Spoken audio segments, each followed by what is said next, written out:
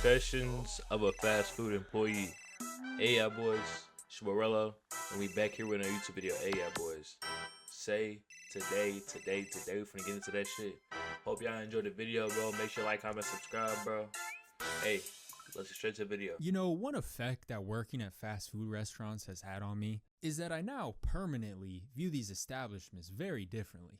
And this has nothing to do with the food itself, because everybody already knows that what you eat at a fast food place is questionable. You know that when you order it. Burger was just infused with GMO super molecules. That's probably how they get it to taste so good though. Matter of fact, hit my burger with another syringe of whatever the good stuff is. But no, what I'm talking about is the type of stuff that goes down in the back in these fast food kitchens that you as the customer never see and never know about.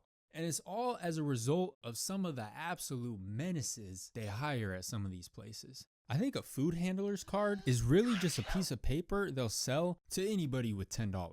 You hate to see it. Let me give you just one example off the top of my head, which this is an all-time fast food classic. In fact, you've probably been a victim of something like this yourself without even knowing it. So back in the kitchen, we had these big plastic waste buckets that we would use to throw old food in after it sat out too long. And we had two of them, one for the chicken and one for the fries. And these buckets would fill up with waste as the day went on. And the reason we were always wasting so much food was because it could be difficult to perfectly calculate the exact amount of food to cook. And sometimes you would just end up overcooking. And then the biggest amounts of waste would happen when we were in the middle of a rush, you know, customers pouring in. So we're cooking basket after basket to keep up with all the customers, right? But then sometimes these rushes would just suddenly end, get Thanos snapped out of nowhere, it would seem. And we'd be stuck. I'm telling you, bro, them rushes, I used to work at Five Guys and Arby's. The Arby's I worked at didn't get a lot of people, and I can't lie, Arby's gets a lot of hate for no reason. If you don't get the Arby's like roast beef sandwiches, bro, everything else is good from there. I can't even lie. Can't even fake it. But what I'm gonna say is that Five Guys and shit, bro, rushes appear and disappear so fast, bro. Like, bro, you could be fucking serving 20 people at a time. And then the thing is, the restaurant looks full and everything because everybody's waiting around that shit. But bro, you're just overcooking and then, bro, it just all goes bad. With just mountains of food and not enough customers. Yeah. And all this food would just sit out, get all soggy, mushy, start changing colors, and it somehow still looks more appetizing than Arby's. But that's what we... Bro, I'm not gonna tolerate the Arby's hate. I'm not gonna tolerate it, bro. Nah. We had the waste bucket for, right? And we'd fill that thing up to the top with decomposing chicken fingers pretty much every day. And that whole thing would end up in the dumpster with the roaches at the end of the night. So one particular night, it's a couple hours before closing, and there's only a couple of us employees left in the restaurant. And I'm not even making people's orders, I'm in the back mopping up the floors. It was my coworker that was on the line making orders, and the manager was away in his office. And when the manager was in his office, that was always a good sign. Manager in the office meant that orders were going out quickly, and there were no problems and nothing for them to come out and yell at us about.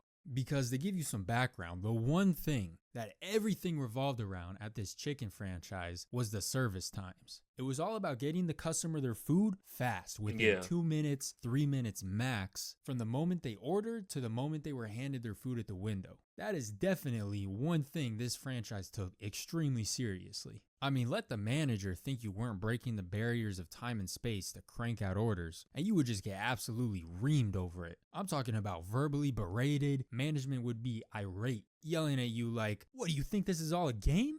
And then they threatened to throw you on dish duty. That was always the classic threat, that you'd get thrown on dish duty, not only for the rest of your current shift, but also for all future shifts. I can't lie, bro. Nobody ever threatened me to do that shit, bro. Fuck that. Hell no. I'll do it if you ask me and shit like that, but like, bro, nobody threatened to like put me on dish duty. I'd be like, bro, I'm leaving. What the fuck? Like, bro, fuck no. That's the thing. Dish duty is like terrible though. Like, I can't lie, bro. If you get an AirPod though, crank on some YouTube, bro. Listen to a song. Hey, you be cool. Indefinitely into eternity. And I mean, of course you don't want the customer having to wait too long for their food, but management would act like they were running a special ops mission or something. I mean, let's not forget this is a $9 fast food meal. So on this night, like I said, I'm mopping up in the back and a customer pulls up to the drive-thru and he orders a 3-piece combo. Simple, basic order, right? Easy enough. So the order comes in, and my coworker up front, he starts making the meal, making the toast, getting the fries, and I notice all the way from the back, the customer ordered a 3-piece, but there's only 2 fingers in the chicken holder. We're 1 finger short. I look at the timer for how long until fresh chicken, and a new batch was still 3 minutes away. Then I look at the drive-thru timer, and this car had already been sitting there for 2.5 minutes. So I'm doing the math in my head, and that's a 5.5 minute order. An atrocity right there. Managers are about to be livid. And I guess bro at the order making station, he did the same math because he starts stressing out a little bit. I notice him looking back and forth between the drive-thru timer, the half-made order just sitting there on the counter, and the chicken timer. Keep in mind, the whole time that drive-thru timer just keeps ticking up. 2 minutes and 40 seconds. No way he is one off the ground. No way. That thing crossed 3 minutes. The screen turned from green to yellow. They color-coded it just to let you know how much you suck at your job. And definitely don't let it get to red. That's once you hit 4 minutes. So out of the corner of my eye, I'm noticing dude getting restless, doing a lot of fidgeting. He starts pacing back and forth. I mean, bro was probably having visions into the future of getting put on permanent dish duty, scrubbing off towers of the slimiest, crustiest of dishes. But my boy was a quick decision maker, and I guess he made up his mind on how he was going to solve this situation because he walks over to the waste bin, does a quick head swivel side to side, made sure the coast was clear, and then he shrugged his shoulders, reached his hand into the chicken finger graveyard, and plucks a finger off the top. And you can already guess, he walks over to the dude's order, tucks the bad finger all discreetly under the other 2 fresh tenders, covers everything up with a piece of toast, slams the box shut, and promptly rushes it off to the drive-thru window. At which point, it was then bagged up and handed to the customer. He really thought he was slick. And to be honest, he might have been because the customer drove off and boom, 3 minutes and 18 seconds service time. Hey, that's solid time right there. See, these were the types of problems he was paid to solve. Mission accomplished. And in that moment, we done turned into a chum bucket franchise. And I know that might seem kind of like an extreme thing to do, but look, this is really a no-lose situation if you think about it. Because the employee avoids getting yelled at by the manager doesn't have to explain high times to his boss, so he secured his bonus, and that's one less piece of food that has to be tragically wasted. That's W's all around. Oh, and the customer? He'll probably dip that finger in some sauce or something anyways. I bet he won't even notice. Yeah, he'll probably have some diarrhea or something the next day, but he'll just chalk it up to the whole meal in general. Matter of fact, he'll probably be back next week for more.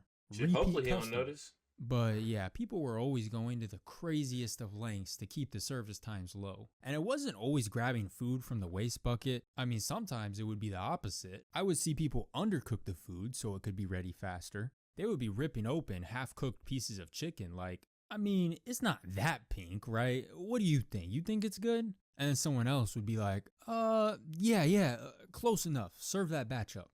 I mean, isn't the point of rushing the food out as fast as possible to give the customer the best experience possible? Except, ironically, it would often just end up with them getting a horrible experience. So, task failed successfully, I guess. I mean, nowadays, when I eat fast food, I almost feel better when the food takes a few minutes longer than normal to make, because then I don't have to sit there wondering what type of shenanigans went down that made it possible for my food to be ready in 2.453 seconds. See, at first you think of it as a plus when your order gets called quick, but now that I think about it more, I better not hear my order called while I'm still filling up my drink, while I'm at the napkin station. No, it's gotta be at least after I've already been sitting down in my seat for a little bit. I remember on another occasion that somebody got done dirty, and I would actually prefer the musty chicken finger compared to this. And this time involved their drink, specifically their sweet tea. Now, I usually worked in the kitchen, so I was in the back when this happened, but I heard about the story later that night, and this one was bad. I can't even laugh about this one. Because we had these drink dispensers that we would serve the iced tea from, right? We had like a dozen of them spread all over the restaurant. Some were in the lobby, some were behind the counter, a few at the drive-thru. And we had to clean each one of these containers every single night. Take them all apart, clean all the little pieces, and then put them all back together. It was kind of a headache. So sometimes, to make it easier, instead of cleaning them all after we closed, we would give whoever was on dish duty a head start and take them down maybe an hour or so before we closed. So we would combine what was left in every tea holder from the entire restaurant into a single 5-gallon bucket and serve tea out of that bucket for the rest of the night. So the upside was you got to start on the dishes early, but the downside with the bucket is it was kind of a hassle to use because you had to basically scoop the tea with a separate cup down into the bucket and then pour that cup into the other cup as opposed to just pouring it straight from the dispenser. Exactly. So on this night, like usual, they had taken down early all of the many tea dispensers and piled them all up at the dish station for whatever lucky individual was on dish to start working on. But I guess the girl that was on drive-thru was getting a lot more iced tea orders than was normal for this late at night, and she got tired of having to scoop cup after cup out of the bucket. So she walked back to the dish station, grabbed one of the tea dispensers from the dish pile, walked it back to the drive-thru, and dumped the 5-gallon bucket back into the dispenser. And the dish guy, he could just clean that one final tea dispenser at the very end of the night, no problem, right? So like 10 minutes passes by, she's working the drive-thru like normal. She serves a few customers their tea. At which point, the dish guy, Michael, leaves his dish station and walks over to the drive-thru. And he's looking at the tea kind of in a confused way. And he's like, wait a minute. That tea dispenser right there, where did you get that from? And she says, oh, I got it from your dish rack. I had brought them all over to you maybe 10 minutes ago, but we got kind of busy, so I just took this one back. And Michael's like, Sarah, please tell me you haven't been serving tea to people out of that tea dispenser. And she's like, yeah, like I just said. I got annoyed having to scoop tea by hand, so I've just been using this for the last 10 minutes. And Michael just starts looking horrified. He looks like he ate one of them rotten chicken fingers. And the reason being, I guess what had happened was when she had originally brought those tea dispensers over to him, he had took it upon himself to spray down the insides of those containers with bleach. Just doused all of them in nothing but raw chlorine bleach. And we would always just soak those tea dispensers with bleach because it helped with getting all the tea stains out. It was a typical thing we would do. And so he soaked them all in bleach like normal and then turned his back on them. Probably started working on other dishes while waiting for the bleach to soak in. But Sarah, she always worked the drive-thru. She had never done dish before. So she wasn't aware that dousing the tea containers with bleach was a standard everyday process. Because here's the thing, when you first spray bleach onto something, it would be kind of bubbly, and you could clearly tell that something was just sprayed all over it. But let 10 minutes go by, and the bubbles would pop, the bleach would run down the sides, and it all just combined with whatever tea was left at the bottom. I don't think she would have been able to tell that there were any chemicals in there at all. So by the time Sarah walked back over, she didn't know anything was wrong. Michael didn't catch her. He was oblivious. Nobody noticed anything. And so she set up that dispenser, poured the tea bucket into it, where it was combined with who knows how much bleach. Next thing you know, they're serving up industrial grade iced tea, disinfected beverages. Yeah, I can't lie, bro. The fact that nobody even tasted a difference, that tea must have been strong as shit too. Like, that shit had to be strong as hell. I can't lie. So yeah, that was not good. That was definitely not good. But I gotta be honest, things would only go on to get worse. Because if we run down the list of food code violations so far, yeah, you prefer a musty, crusty chicken finger over bleached iced tea. I mean, one is nasty, the other one is just straight up dangerous. But I would also prefer bleached iced tea to the worst abomination I had ever seen cooked up in that kitchen. I mean, bleached tea is pretty bad, and this one might be even worse. I don't know, they're close. And this one involved a manager too. We'll call him Manager Jim. If you guys remember this guy, the menace of fast food himself. You remember he was the one that assaulted the homie Nico back when we were still kids in high school. I'll link the video on the end card at the end of the video if you haven't seen it. But yeah, this is that same Jim. What a guy. And another item on the long list of his war crimes was when we accidentally cooked up a toxic abomination of a batch of food one day, an entire batch, and it was an accident, I'll get into it, but then it was Jim that served the whole thing up to a few lucky customers. Yeah, the reign of Jim as assistant manager saw many dark moments. Now, how did we accidentally cook up this toxic abomination in the first place? Well, you see, what had happened was the fryers at this place would get filthy, right? If you drain the oil out of them, all you would see left behind is just a graveyard of gunk and grime, stuff burnt onto the metal, just nasty stuff caked all over the insides. But we had a rotating cleaning schedule where the openers every few mornings would clean 2 fryers. So this would ensure that every fryer would get cleaned out about every week or so. And the way we would clean these, it was a whole project. You would start by scrubbing off as much as you could get by hand. And once you couldn't get any more, you'd fill up the fryer with water to try and boil off the rest of everything else that was stuck on. And stuff would really be stuck on there. This was like when you forget to soak the pan in water after you're done cooking and find it 3 hours later, but times 1,000. And so food and grease would be so burnt on that even the boiling water wasn't enough. So we also had this powdered fryer cleaner. It was basically just a mixture of a ton of chemicals, and you dump that into the boiling water, and that mixture was supposed to be powerful enough to just completely purge the fryer. And it definitely was. Those fryers would come out looking brand new afterwards. But the thing with this fryer cleaner is it was highly toxic. Highly. And because it was so toxic, after you cleaned the fryer of the actual charred food and grease that was in there, you had to clean it again to clear out any toxic residue that might be left. So you had to basically clean out the cleaner. And that was the most important part of the process. After you boiled that fryer clean using this toxic potion, you drained the mixture out of there, and then you had to make 110% sure to rinse out that fryer very, very well so that absolutely no residue from the fryer cleaner was left behind. That step was very important. In fact, we would drag in the hose from outside, and you would just blast the fryer with it to make sure every speck of that fryer cleaner gets washed away.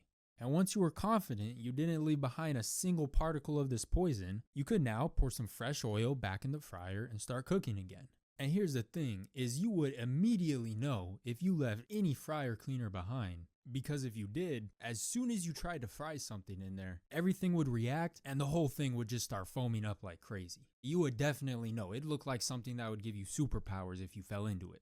Well, one day we were just about finished up cleaning one of the fryer slots, and we were running a little behind schedule on this day because we were supposed to be finished with the fryer cleaning in the morning, but it was already lunchtime and we were just now wrapping up. So Jim is already stressed thin because the lunch rush is coming through and you're not really supposed to be down a fryer going into the lunch rush. So because of that, we're having trouble keeping up with orders. Tickets are just piling up one after the other. And Jim's yelling at us to hurry up with the cleaning. I mean, this man was always yelling, constantly, and today was no exception. So he's yelling at us to bring the fryer online ASAP. But no worries, right? No worries, because the oil finally finishes heating up. I start dropping chicken into the newly cleaned fryer, right? I'm loading up the fryer with as much as could fit. We have like 25 tickets to make, but it's all good. We've got plenty of food on the way. But then it's a couple minutes into the chicken cooking and I'm watching it cook and I'm seeing a few more bubbles flying out of the oil than normal. And then those few extra bubbles turned into a little bit of frothiness, and then that turned into the whole fryer just overflowing to the brim with foam. I was like, oh nah, it's over. I don't remember whose specific job it was to wash the fryers clean that day, but they for sure messed up. But regardless, here we were. So I had to go personally deliver the bad news to Jim, which I wasn't thrilled about because, like I told the story in an old video, this man has been known to assault his workers before. So I try to lay it down lightly, right? He's busy assault his workers? What the fuck? Yeah, not fight back? What the fuck? What is wrong with people, bro? People let people just fucking step all over them. Couldn't be me, bro. Making orders around the corner or something, and I walk over to him. I'm like, hey Jim, let me show you something real quick. This batch of chicken, the one that was supposed to be ready in a few minutes, yeah, I think we're gonna have to scrap the whole thing. And as I was explaining to him about the toxic oil and all that, Jim starts realizing what had happened. This man's face starts turning red with anger, just like the current color of the service timer actually. But his stress does make sense. We're low on food, tickets are printing out of the machine non-stop. You know, some construction crew pulls up on their lunch break 10 deep. Things were getting chaotic. And so Jim looks at the fryer, walks over to it, picks up the baskets out of the foaming oil, and threw everything in the trash. Is what I wish I could say happened. But instead, no, how it actually happened, he picks up the chicken, moves it to the empty fryer directly next to it, and he says, all right, there we go. See, it's in clean oil now. I'm sure the batch will be fine. Just avoid that toxic oil until we can clean it out again. All right, continue work as normal. And my coworker and myself were looking at each other, and my coworker, he was like, wait a minute. What do you mean by that batch will be fine? You're talking about those baskets of chicken right there that have just been marinating in who knows what type of toxicity? Chemicals infused into every fiber of every chicken finger? I mean, that's how cooking stuff in oil works, right? That's crazy. This was too far even for rotten chicken finger guy. Even he's looking around like he can't believe this chicken is anywhere but the dumpster right now. And then there was the additional problem that the oil he had transferred the chicken into, it was clean, but I feel like we now contaminated that oil too, therefore contaminating all future food cooked in both fryers. So we just kept going further and further in the wrong direction. But Jim, he's like, no, we don't have time for any of this, all right? Look right there. That timer is going off. That means the food is ready. Pull that food out. And what Jim says goes, so he saw to it that the chicken finished cooking and then personally served up the entire batch. And I'm talking about the entire batch, bro, not one finger left over. He starts moving in fast motion, making mad platters of this toxic chicken and throwing them up on the completed orders area. And we did this thing at that restaurant where if there were little tiny pieces of chicken that weren't big enough to count as a full finger, we'd throw a couple of those into people's orders for free, and I didn't even see any of those left over. He used up every aspect of that batch. Hey, that rotten chicken is looking like a pretty good alternative right about now. I mean, good thing no customer had to be inconvenienced with an additional 5-minute wait, right? Anything but that. Yeah, those customers ate that chicken and got x-ray vision afterwards. So look, guys, come through. You know, we got chemical infused chicken. You could wash it down with some bleached iced tea. Fries could have been taken from the rotten pile. And it will only take 2 minutes and 30 seconds for us to get all of that to you. I know, it's pretty impressive. And by the way, feel free to leave a tip at the end of your order. It's just going to ask you one question real quick.